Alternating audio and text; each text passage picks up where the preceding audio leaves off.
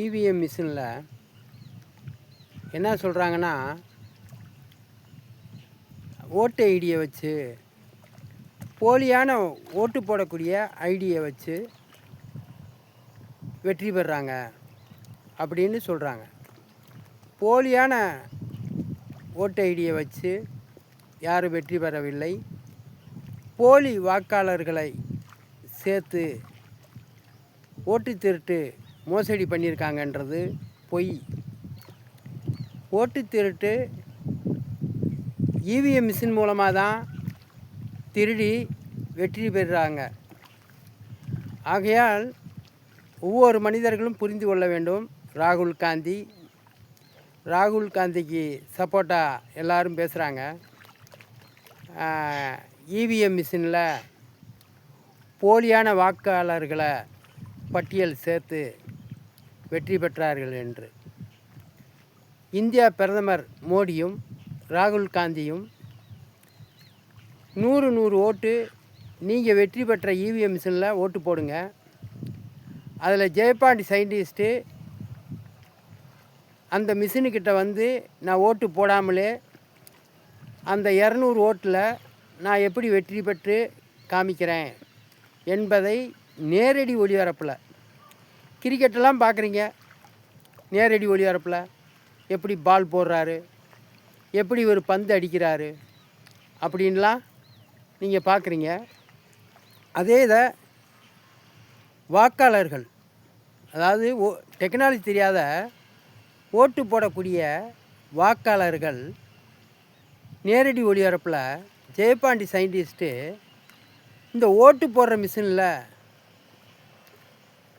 India பிரதமரும் ராகுல் காந்தியும் ஆளுக்கு 100 ஓட்டு போடுறாங்களாம். நேரடி ஒளிபரப்பில் எல்லோரும் டிவியில் பார்க்கலாமா.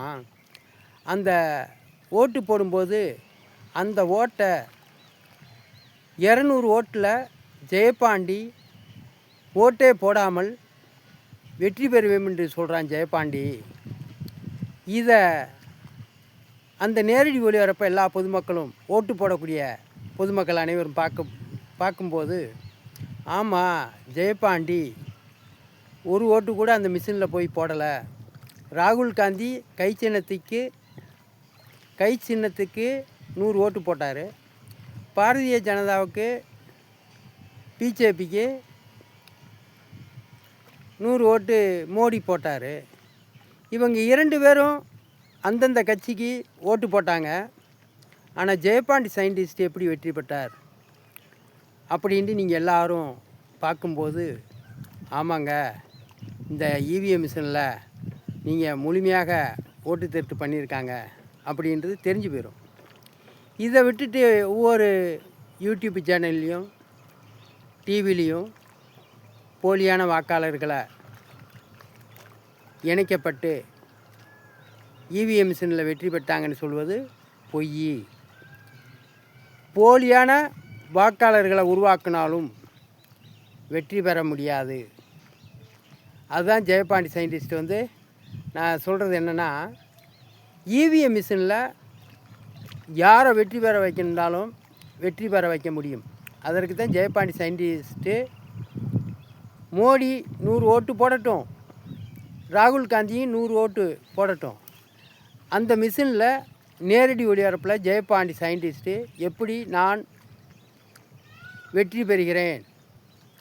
அப்போ எல்லோரும் பார்ப்பேன், ஆகா, வாக்காளர் அட்டையை வச்சு மோசடி பண்ணி எவனும் வெற்றி பெறலை, பணம் கொடுத்து எவனும் ஓட்டு திருட்டு பண்ணி வெற்றி பெறலை, எந்த விதமான சாஃப்ட்வேரை உதவி பண்ணி வேறு மாநிலத்தில் உட்காந்து இவிஎம் மிஷினை, ஓட்டு போடக்கூடிய மிஷினை கண்ட்ரோல் செய்து எவனும் வெற்றி பெறவில்லை.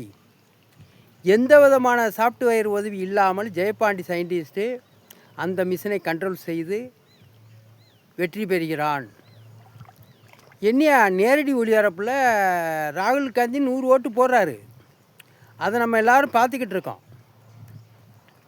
மோடி 100 ஓட்டு போடுறாரு தாமரை சின்னத்துக்கு. எப்படியா ஜெயபாண்டி வெற்றி பெற்றாரு? அப்போ எல்லோரும் நீங்கள் சிந்திக்க தொடங்குவீங்க. எப்படி சிந்திக்க தொடங்குவீங்க? ஆகா, இந்த நாட்டில் இவிஎம் மிஷின் வந்த நாள்லேருந்து இன்ன வரைக்கும் போலியான பிரச்சாரத்தை பண்ணியிருக்காங்க. போலியான பிரச்சாரம்னா என்ன தெரியுமா? போலி வாக்காளர்களை சேர்க்குறாங்க.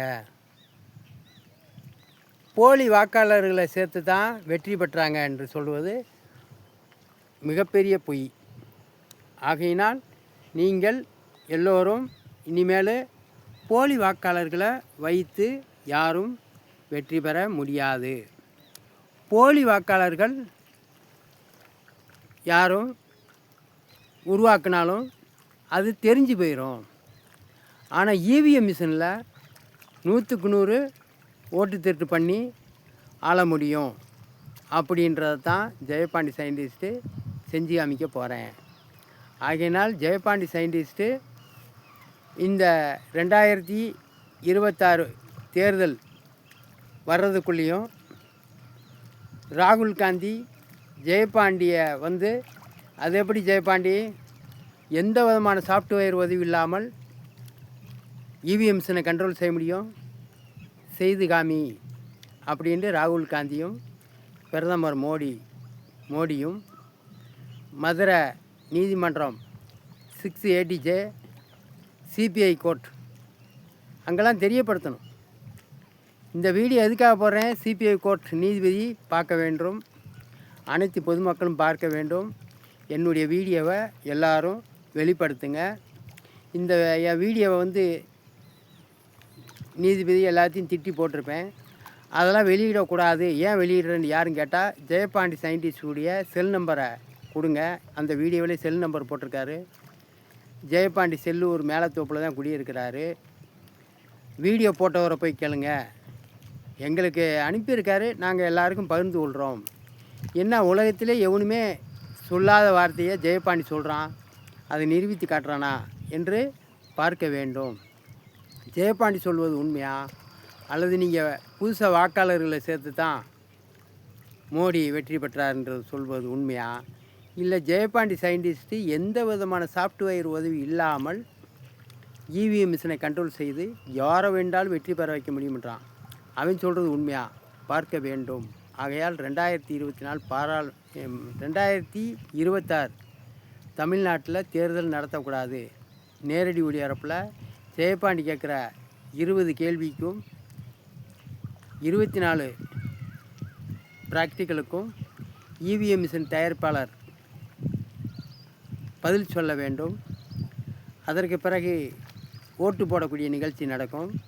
அந்த மிஷினை எப்படி நான் எந்த விதமான சாஃப்ட்வேர் உதவி இல்லாமல் அதை கண்ட்ரோல் செய்கிறேன்றதை எல்லோரும் பார்க்க போகிறோம். உலகத்திலே படிக்காத ஒரு சயின்டிஸ்ட்டு ஜெயபாண்டி எந்த விதமான சாஃப்ட்வேர் உதவி இல்லாமல் ஒரு இவிஎம் மிஷின், ஓட்டு போடக்கூடிய மிஷினை கண்ட்ரோல் செய்ய முடியும்னு சொல்கிறீங்க.